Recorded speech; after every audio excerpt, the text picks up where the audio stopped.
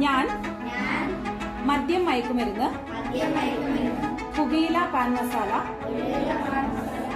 തുടങ്ങിയ ലഹരി പദാർത്ഥങ്ങൾ ഉപയോഗിക്കുകയില്ല എന്നും കൂട്ടുകാരെയും ബന്ധുമിത്രാദികളെയും ലഹരി പദാർത്ഥങ്ങൾ ഉപയോഗിക്കുന്നതിൽ നിന്നും വിൽക്കുന്നതിൽ നിന്നും പിന്തിരിപ്പിക്കുമെന്നും വ്യക്തികളെയും കുടുംബങ്ങളെയും ആരോഗ്യപരമായും സാമ്പത്തികമായും സാമൂഹികമായും സാംസ്കാരികമായും നശിപ്പിക്കുന്ന സാമൂഹ്യ വിപത്താണ് ലഹരിയെന്നും ഞാൻ മനസ്സിലാക്കുന്നു.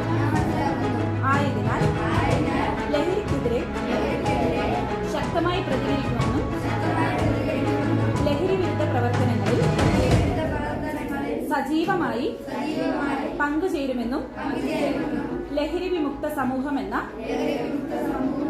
ലക്ഷ്യത്തിനായി പ്രയത്നിക്കുമെന്നും ഞാൻ ഇതിനാൽ പ്രതിജ്ഞ ചെയ്യുന്നു. ഇന്ന് അന്താരാഷ്ട്ര ലഹരി വിരുദ്ധ ദിനമാണ്. നമ്മുടെ സമൂഹത്തിനെ കാർന്നു തിന്നുന്ന ഒരു വലിയ വിപത്താണ് ഈ ലഹരി എന്ന് പറയുന്നത്. ഓരോ വർഷം കഴിയുന്തോറും ലഹരിയുടെ ഉപയോഗവും അതുപോലെ തന്നെ ലഹരിയുടെ ലഭ്യതയും വർദ്ധിച്ചു വരികയാണ്. ഈ ലഹരി വസ്തുക്കളുടെ ഉപയോഗം സമൂഹത്തിൽ കൂടി വരുന്നത് മൂലം സമൂഹത്തിന് മാത്രമല്ല, നമ്മുടെ രാജ്യത്തിനും കുടുംബങ്ങൾക്കും കുഞ്ഞുങ്ങൾക്കുമൊക്കെ സ്ത്രീകൾക്കുമൊക്കെ വലിയ കഷ്ടപ്പാടുകളും ദുരിതവും അനുഭവിക്കേണ്ടി വരുന്നുണ്ട്.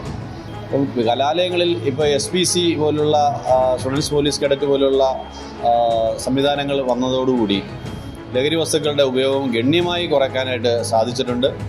അത്തരം വസ്തുക്കൾ ഉപയോഗിക്കുന്ന വിദ്യാർത്ഥികളെ കണ്ടെത്തുന്നതിനും അതിൻ്റെ ഉറവിടങ്ങൾ കണ്ടെത്തുന്നതിനും ഒക്കെ SPC കുട്ടികളുടെ പ്രവർത്തനങ്ങൾ അഭിനന്ദനാർഹമായി മാറിയിട്ടുണ്ട്. പല കലാലയങ്ങളിലും ഈ ലഹരി വസ്തുക്കളുടെ ഉപയോഗം കാരണം അവിടുത്തെ സമാധാന അന്തരീക്ഷം നഷ്ടപ്പെടുന്ന സാഹചര്യങ്ങളുണ്ടായിട്ടുണ്ട്. പക്ഷേ ഈ SPC പോലുള്ള സംവിധാനങ്ങളൊക്കെ വന്നതോടുകൂടി അവിടെ ഡിസിപ്ലിൻ മെയിൻറ്റെയിൻ ചെയ്യുന്നതിനും ലഹരി വസ്തുക്കളുടെ ഉപയോഗം കുറയ്ക്കുന്നതിനുമൊക്കെ സാധിച്ചിട്ടുണ്ട്. ഇന്ന് അന്താരാഷ്ട്ര ലോക ലഹരി വിരുദ്ധ ദിനമാണ്. അപ്പോൾ അതിൻ്റെ ഭാഗമായി ഇന്ന് സ്കൂളുകളിലും കോളേജുകളിലും പരിപാടികൾ നടന്നു വരികയാണ്. നമ്മുടെ സ്കൂളിലും അതിൻ്റെ ഭാഗമായി SPCയുടെ നേതൃത്വത്തിൽ പരിപാടി നടന്നു. അപ്പോൾ ഇതിൻ്റെ ലക്ഷ്യമെന്ന് പറയുന്നത് ലഹരിക്കെതിരെ പോരാടുക. അപ്പോൾ സ്കൂളിലും കോളേജുമാണ് അത് കൂടുതൽ നമുക്കത് ബേസ് ചെയ്ത് ഇതിനെതിരെ നമുക്ക് പ്രവർത്തിക്കാൻ കഴിയും. കുട്ടികളെ ബോധവൽക്കരിക്കുക.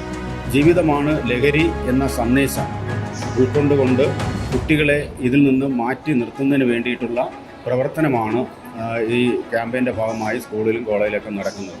ഇപ്പോൾ നമ്മൾ ആധുനിക കാലഘട്ടത്തിൽ പരിശോധിച്ച് കഴിഞ്ഞാൽ കുട്ടികളുടെ ഇടയിൽ തന്നെ ഇത് ഒരുപാട് വ്യാപിച്ചു വരുന്നുണ്ട്.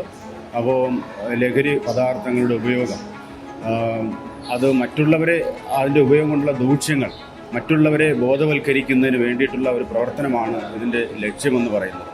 അപ്പോൾ അതിനു വേണ്ടിയിട്ട് സ്കൂളുകളിൽ SPC പോലുള്ള ഏജൻസികളുടെ നേതൃത്വത്തിൽ വ്യത്യസ്ത പരിപാടികൾ ആസൂത്രണം ചെയ്തു വരികയാണ്. ഇന്ന് നമ്മൾ ഒത്തുകൂടിയിരിക്കുന്നത് ഇൻ്റർനാഷണൽ ആൻറ്റി ഡ്രഗ്സ് ഡേയെ കുറിച്ചുള്ള വാർഷികമായിട്ട് 26-ാം തീയതിയാണ്. അപ്പം അതിനെക്കുറിച്ച് ഒത്തുകൂടിയാണ്. നമ്മൾ ഇന്നത്തെ സമൂഹത്തിൽ യുവാക്കളുടെ ഇടയിലും ഈ സ്കൂൾ കുട്ടികളുടെ ഇടയിലും മയക്കുമരുന്ന് ലഹരി പദാർത്ഥങ്ങൾ വർദ്ധിച്ചു വരികയാണ്. അത് ദിനം പ്രതി കൂടിക്കൂടി വരുന്നതാണ്. പക്ഷേ ഇപ്പോഴും ഇന്ന് രാവിലെ കൂടെ തന്നെ ടിവിയുടെ വാർത്തയിൽ കൂടെ അറിഞ്ഞതാണ്. ഇതിൻ്റെ 2 ദിവസം മുമ്പ് അത് കൂടിക്കൂടി വരുന്നു. അതിനെ വേണ്ടി കുറയ്ക്കാൻ വേണ്ടി സമൂഹത്തിൽ നമ്മൾ ഒത്തൊരുമിക്കുക. അത് നമുക്ക് ദൂഷ്യഫലങ്ങളായിട്ട് പലരെയും ഇവരുടെ സമൂഹത്തിൽ നമ്മുടെ പുതിയ തലമുറയെ നമുക്ക് നല്ലതായിട്ട് കിട്ടാൻ വേണ്ടിയിട്ട് നമുക്ക് ഇതിനെതിരെ പ്രവർത്തിക്കണം.